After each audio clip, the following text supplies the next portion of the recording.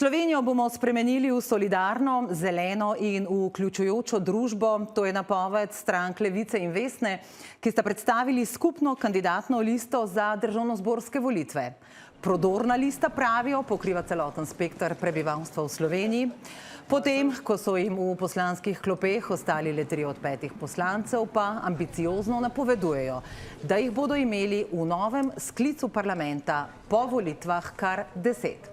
Na kakšen način jim bo to uspelo, pa so koordinator Levice, Luka Mesec. Dober večer, pozdravljeni. Dober večer. Gospod Mesec, 2 novi imeni z vaše liste najbolj odmevata v javnosti, Tina Brecelj in Biserka Marolt Meden. Za gospod Brecelj ste rekli, da se z njo stranka krepi ženskami, ki v politiko prinašajo znanje, integriteto in pogum, da gre za vrhunsko strokovnjakinjo za pravno državo, ki se bori proti gospodarskemu kriminalu in korupciji. Ali to pomeni, da želite v naslednjem mandatu še bolj poudarjati integriteto in pomen neodvisnih institucij? Da, vsekakor. Demokracija na Zahodu je ogrožena, povsod od Madžarske do Amerike vidimo vzpon avtoritarnih voditeljev, ki demokratične institucije, vključno sodišči, svobodnim medijskim prostorom uničujejo. To se bo poznalo kmalu tudi na svobodi ljudi in mi v tem svetu, ki je ponorel, stojimo za tem, da je treba braniti demokracijo, pravice, svoboščine in mir. Kljub temu, kar zdaj pravite, ste v primeru končne odločitve KPK, končne, da je premier Golob v zadevi Bobnar kršil integriteto, rekli, da je šlo le za 2 SMS-a in da je poročilo na trhlih nogah, če je to vse, kar imajo. Zdaj, za vas, ki pogosto govorite o najvišjih moralno-etičnih standardih, se ob takšni izjavi zdi, da pa mogoče ti vaši standardi le niso tako zelo visoki. Ker odločitev KPK, bom ponovila še enkrat, je končna. No, jaz sem tudi povedal, da sam ne bi tako polemiziral s protikorupcijsko komisijo, kot polemizira premier. Povedal sem tudi, da protikorupcijsko komisijo ne da je treba ukiniti, kot prav predsednik opozicije. Ampak ste pa podvomili v njeno delovanje, ravno s tem, ko ste rekli, poročilo je na trhlih nogah, če je to vse, kar imajo. Zdaj, to so zaenkrat pokazali. Predsednik vlade, tako kot vsak državljan v Republike Slovenije, ima pravico do pravnega varstva, ki je napovedal, da bo izkoristil in da gre pravico iskati na sodišče. Dokler ta sodba ni pravnomočna, se jaz v to ne bom vpletal. Kar želim povedati pa je, da protikorupcijsko komisijo je po mojem in našem mnenju treba ukrepiti, da bomo preganjali kriminal v preplačilih v zdravstvu, da bomo zagnali v tek vse sodbe iz gospodarskega kriminala, ki na sodiščih stojijo in vse zastara ali pa pade, namesto da se ukvarjamo, tukaj pa sem kritičen, recimo protikorupcijska komisija je se v tem mandatu ukvarjala med drugim s tem, a sva jaz in moj mentor Milan Brglez bila v prestopku, ker je bil on državni sekretar, jaz pa minister. Tina Brecelj bo kandidirala v Škofji Loki, zdaj pred 4 leti je tam kandidiral vaš nekdanji član, Miha Kordiš, 6,65% glasov je dobil leta 2022. Zakaj menite, da lahko ravno v tem okraju Tina Brecelj poseže po dobrem rezultatu? Mi smo poskušali zdaj deloma, kolikor se je dal, najboljše kandidate postavljati v svoje domače okraje. Tako jaz kandidiram v okraju, kjer živim, to je Ljubljana center, Asta Vrečko v okraju, kjer živi Ljubljana Bežigrad, Uroš Macerl v okraju, kjer živi Zagorje, tako Urška Zgojznik v okraju, kjer živi Mozirje in tako naprej. Seveda pa ne moramo vsi kandidirati v svojih domačih krajih, tako da tam, kjer smo pa imeli močnega kandidata, ki mu želimo izboljšati možnosti za izvolitev, smo ga pa seveda postavili v tem ustrezen kraj. In Tina Brecelj, ona je vodja zakonodajne službe na Vrhovnem sodišču, ona je bila 2-krat državna sekretarka in jaz mislim, da bi bila ona zelo koristna poslanka, ravno zaradi svojih izkušenj v boju proti korupciji in gospodarskemu kriminalu. Prvak opozicije je ob napovedi, da Tina Brecelj vstopa v vrste Levice, zapisal toliko o neodvisnosti Vrhovnega sodišča. Kaj mu odgovarjate? Da to nima nič zveze z neodvisnostjo Vrhovnega sodišča.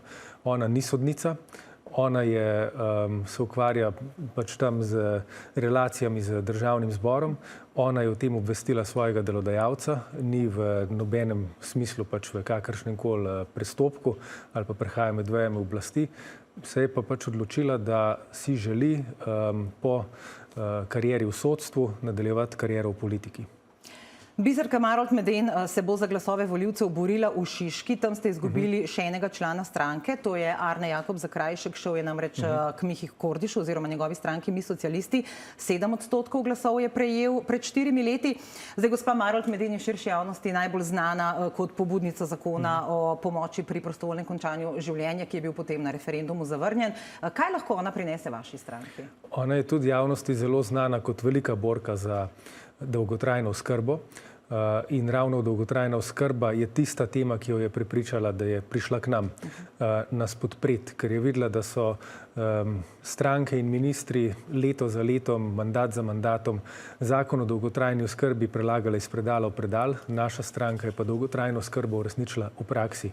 Tako da jaz strani gospe Biserke Marolt Meden pričakujem, tako kot smo že do zdaj skupaj delali, predvsem veliko podporo z njenim znanjem, izkušnjami in poznanstvi na področju nadaljne implementacije dolgotrajne oskrbe.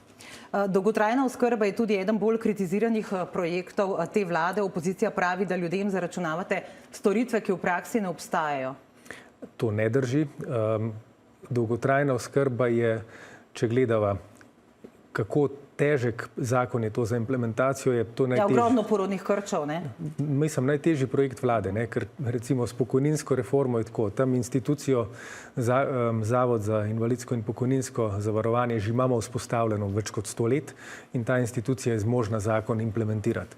Ko smo sprejeli zakon o dolgotrajni oskrbi, pa je bilo treba to dolgotrajno oskrbo praktično od tal postaviti.